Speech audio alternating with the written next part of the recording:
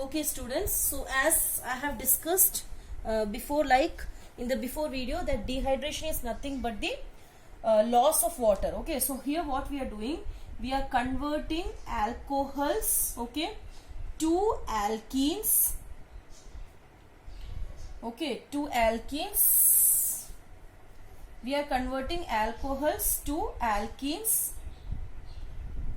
by removal of water, okay, from the alcohols, and it needs what it needs it needs the treatment with the protic acids. Okay, so alcohols can be converted into alkenes by removal of the water when it is treated with a protic acid. Protic acid is nothing but which can provide H plus. Okay, you know, right? Proton, H plus. So you can use any protic acids, like it is given in your book also, sulfuric acid, phosphoric acid, all those things you can use, right? Or you can use the catalyst like anhydrous zinc chloride, alumina, all those things, right? So they have taken one example. You can see they have taken ethanol. Okay, so if you treat ethanol, C2H5OH, this is ethanol, right?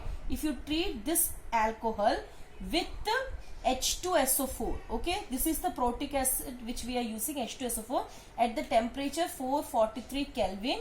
So then this alcohol is converted to the correspondent alkene. What is the correspondent alkene? Ethene. Okay, ethene.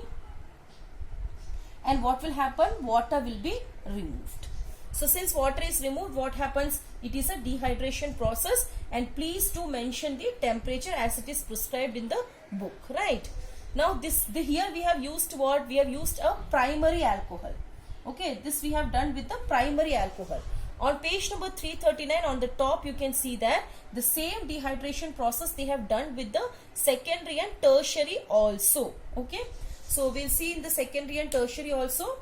So this was about the primary alcohol, right? So when you take the secondary or tertiary, it's like they have taken propanol. Okay, they have taken propanol. You can see CH3. Okay, this is a secondary. This is a secondary alcohol, right? So when they are treating it with phosphoric acid, okay, H3PO4 at the temperature 440 Kelvin. So it is converted into the corresponding alkene, that is nothing but propene. Okay, CH3 CH double bond CH2, and don't forget to put H2O because it is a dehydration reaction. Okay, so this is a secondary alcohol. Okay, in the same way they have taken the tertiary alcohol also, where they have taken tertiary butene. Okay, butanol, actually not butene, butanol. So this is tertiary butanol. Okay, butanol. So when they are treating it with phosphoric acid at the temperature 358 Kelvin, you can see that it is converted into butene.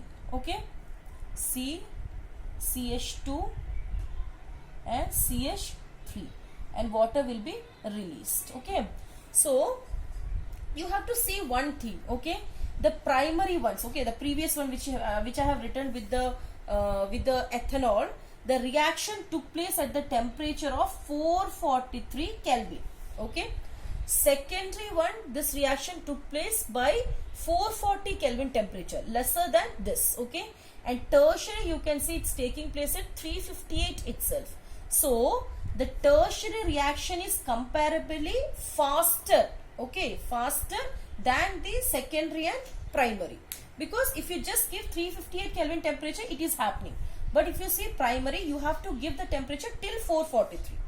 Okay, that's why they say that when you write the order of the reaction, okay, so tertiaries are the best ones comparable to the secondary, and secondaries are better than the primary.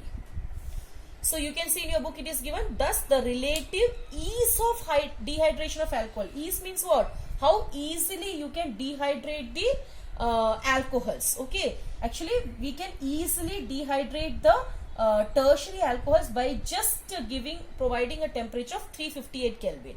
So when you want to write the order by which the alcohols can easily dehydrate, so you can see tertiaries can be easily dehydrated comparable to secondary and primary. Okay, so now they have given, this was like a direct step from here, from this alcohol you have reached to the alkene. Now they have given actually the mechanism of that. Okay, so they have given on page number 339 the mechanism with step number 1, 2, 3. Okay, we'll deal with that. So dehydration, actually this is a direct one. Okay, so now in between this you have 3 steps. Now those steps we can study here, right?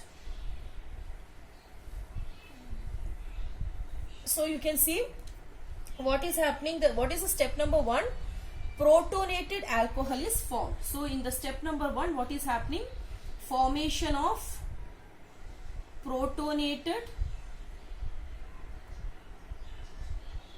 alcohols.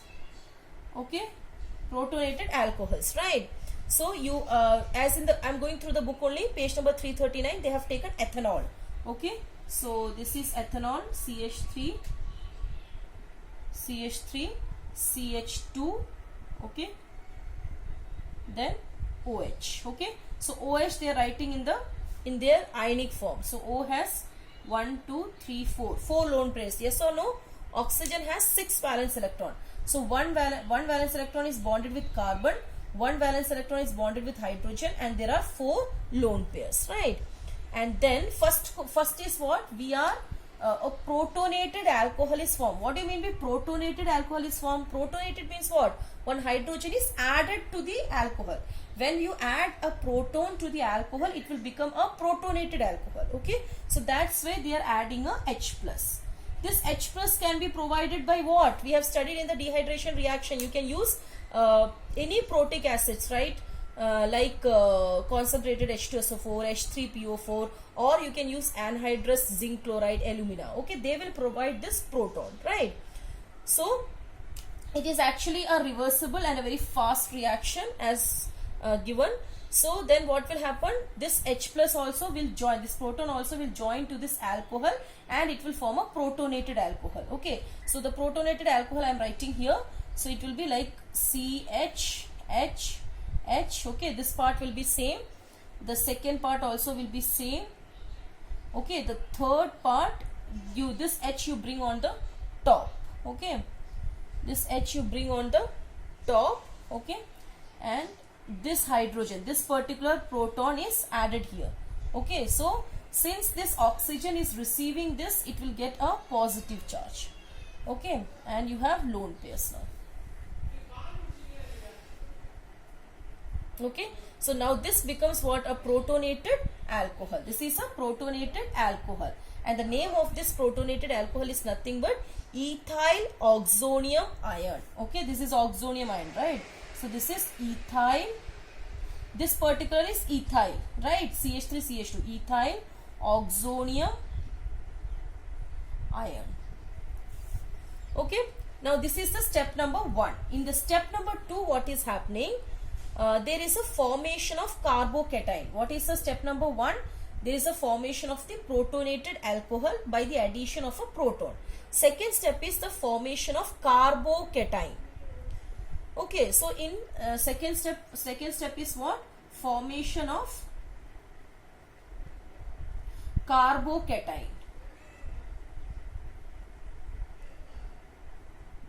Formation of carbocation. Okay, so they say that like this step is very fast. Even in the book they have written here fast also. Okay, but this step is very slow. So we can say it is a rate determining step. Rate determining step. This is also very important. They may ask you like which step will determine the rate. Rate means what? Rate means like what is the, by how much speed the reaction will take place, or how fast the reaction will take place. Okay, so this reaction is very slow. So you can see that with some alcohols the reaction will be fast. Even this reaction, which is a slow, can be little fast, and with some alcohols this reaction may be little low.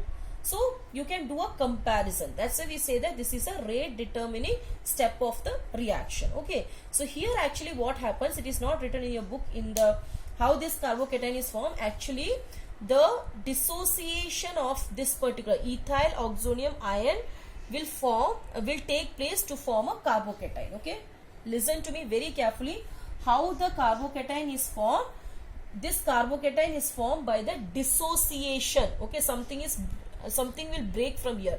Dissociation of ethyl oxonium ion. Okay, so we can say what is step number 2? Dissociation of ethyl oxonium ion to form a carbocation. Okay, now we'll see what is actually, now it will start from here, right? You have to write again the ethyl oxonium ion. So I'm writing here ethyl oxonium ion, CH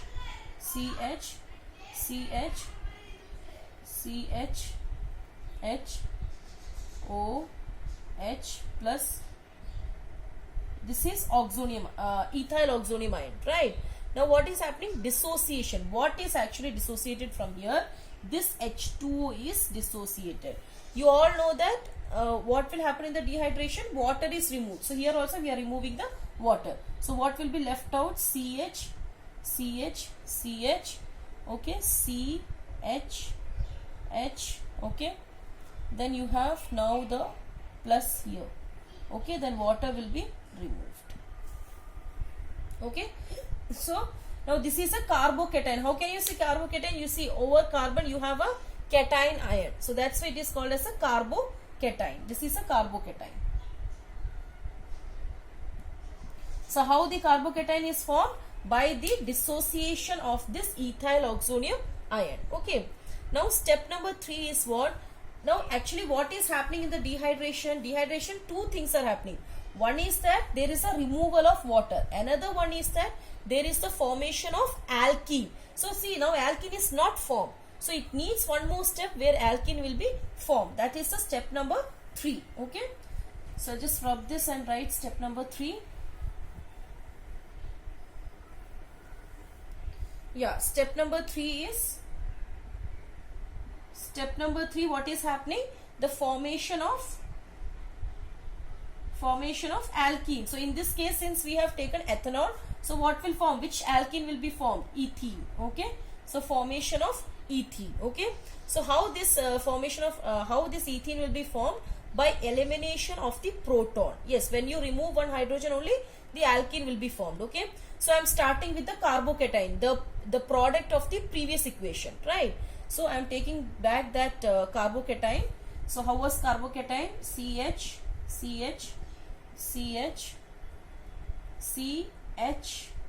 H plus. Okay, this was our carbocation. Now what will happen if you want to form an ethene? What we have to do? We have to eliminate or remove one proton. Okay, one H plus. So one H plus will be removed. This is called as elimination of a proton. Okay, so when one H will remove, so how many H's will be there? 4 H's. So ultimately it will form what? It will form a ethene. So now this is ethene. Okay, so these are the 3 steps in the formation of the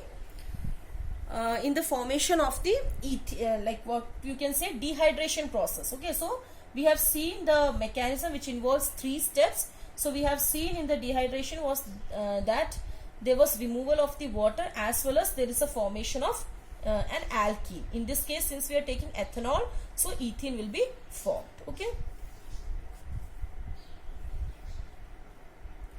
Now next we will see the oxidation process, right? So we'll see the oxidation in the next video. Thank you.